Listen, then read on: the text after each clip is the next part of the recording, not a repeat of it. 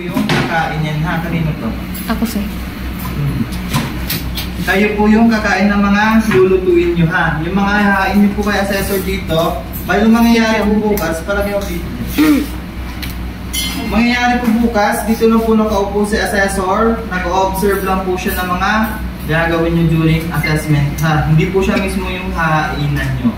Bali dito, or dyan po kayo mag-table setting bukas. Naintindihan?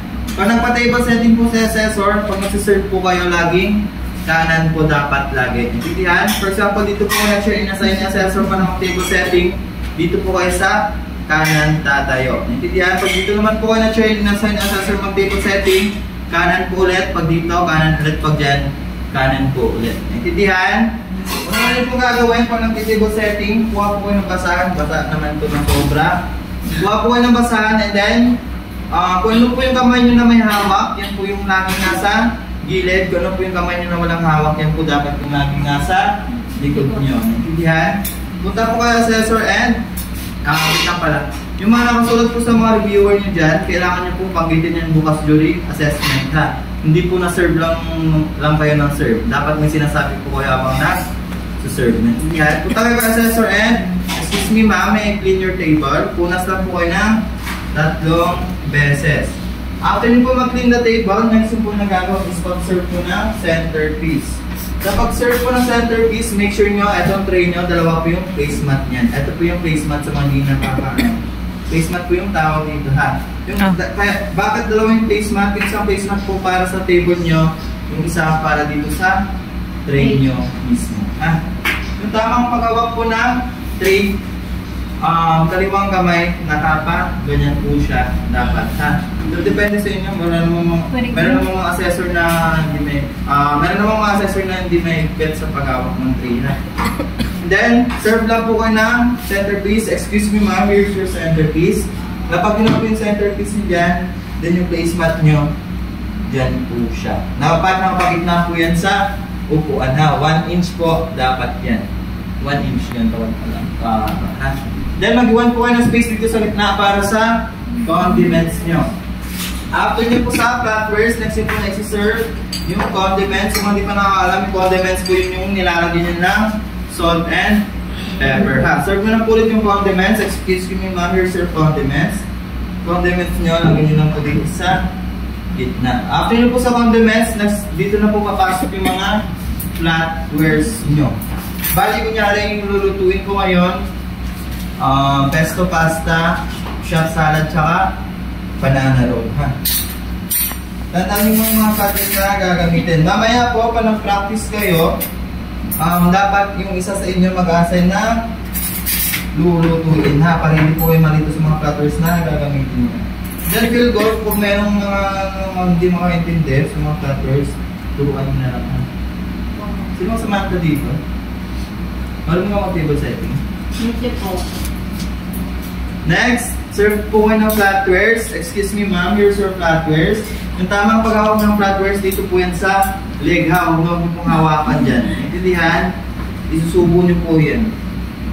1 inch po ulit yan dapat dito ha. Pero kahit di na 1 inch, meron naman mga assessor na una pa kayo sa akin.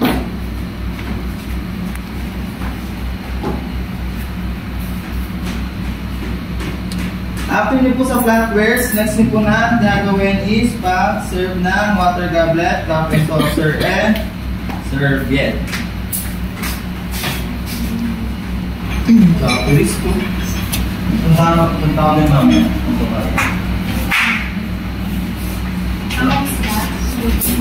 Para malipat ang tapos. Sige.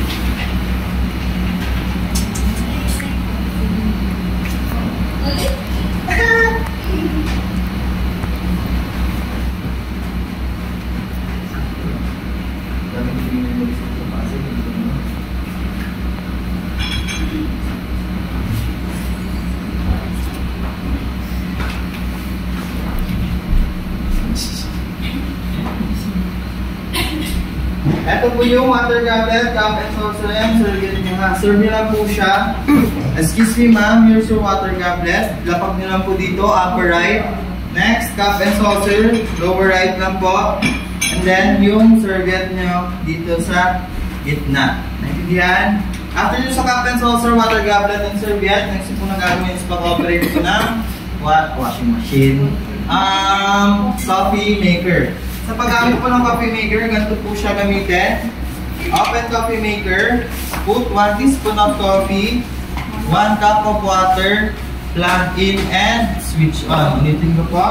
Open coffee maker, put 1 teaspoon of coffee, 1 cup of water, plug in and switch on. Tagalogin ko ha. Buksan nyo to, lagay po kayo ng isang kutsaritang kape, lagay po kayo ng isang basong tubig, isaksak, and buksan. Intindihan? After nyo po mag-operate ng coffee maker, balik po kayo dito kay assessor and excuse me ma'am, may I help you with your serviette? Gawin nyo. Serviette nyo po, bukuan nyo po siya ng paganyan. Dapat nagpaganyan po siya sa upuan ha.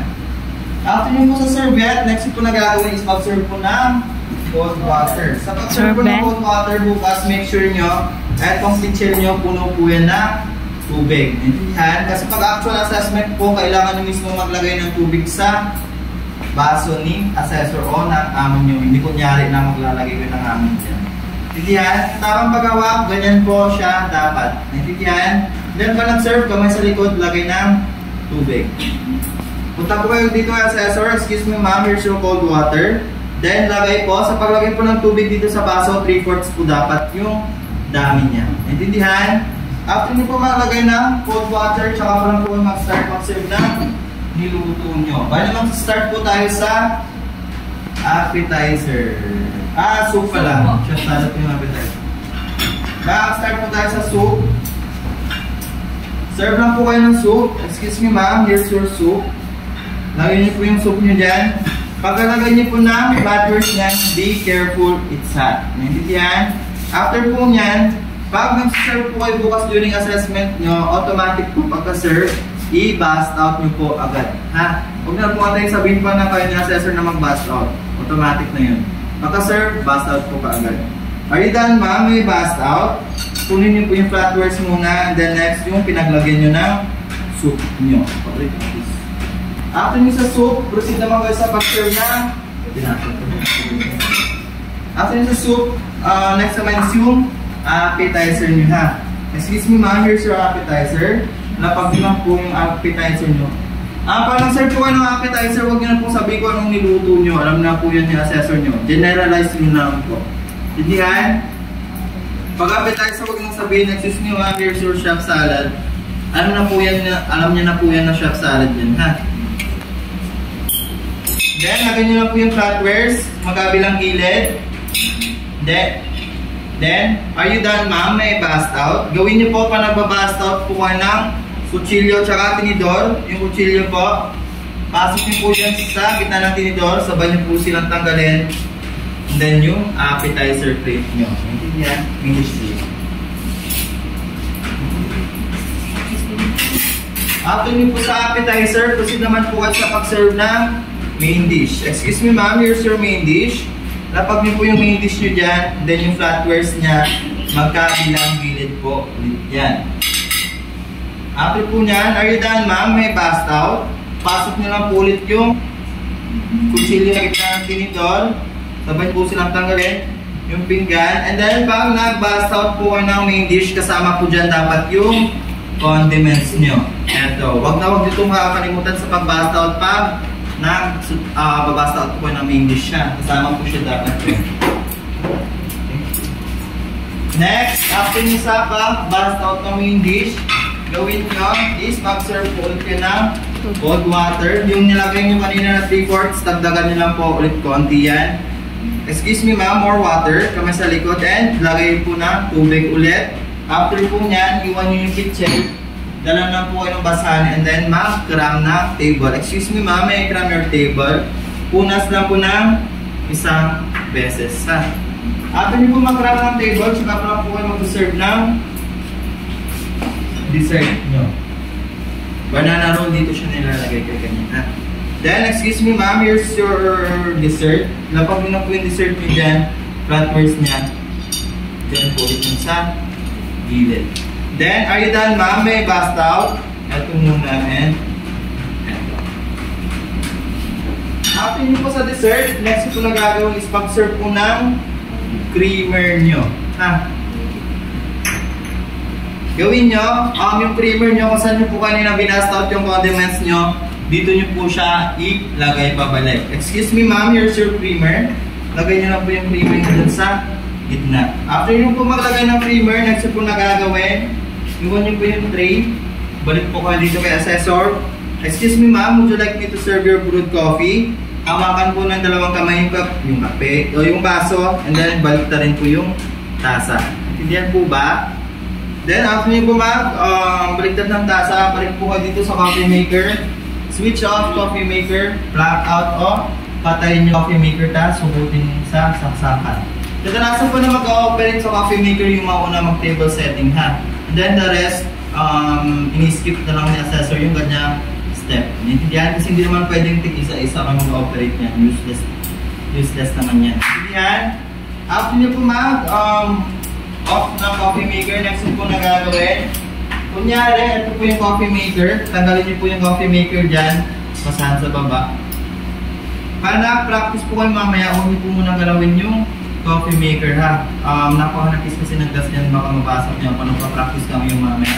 Instead of coffee maker, pincel na lang po muna yung gamitin niyo. Tandaan niyo lang po yung placement ng basahan. Yan, pag coffee maker po, dito sa baba yung basahan niya, then pang-serve kayo dito sa taas. Naintindihan? Maglalagay po kayo ng kape dun sa tasa, wala po kayong sasabihin, 3/4 ulit yung lalagay nyo na kape. Then, balik nyo po yung coffee maker dyan. Tsaka pa lang po kayo magsaserve ng coffee kay assessor nyo. Excuse me ma'am, you're serving coffee, be careful, it's hot. Naintindihan? After nyo po mag-serve ng coffee, kuha po kayo tray pabalik.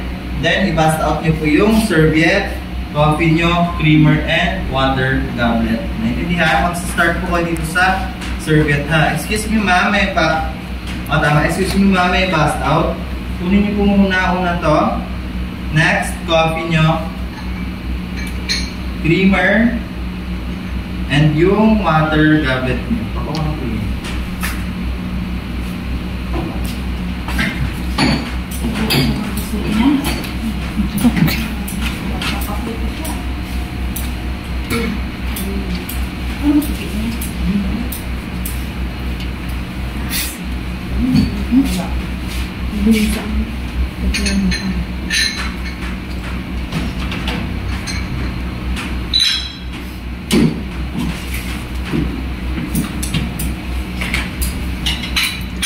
Kung bumabast out ng coffee, balik po kayo dito kay assessor. Excuse me ma'am, would you like anything else? Sasabi po yan sa assessor nyo sa inyo ng no.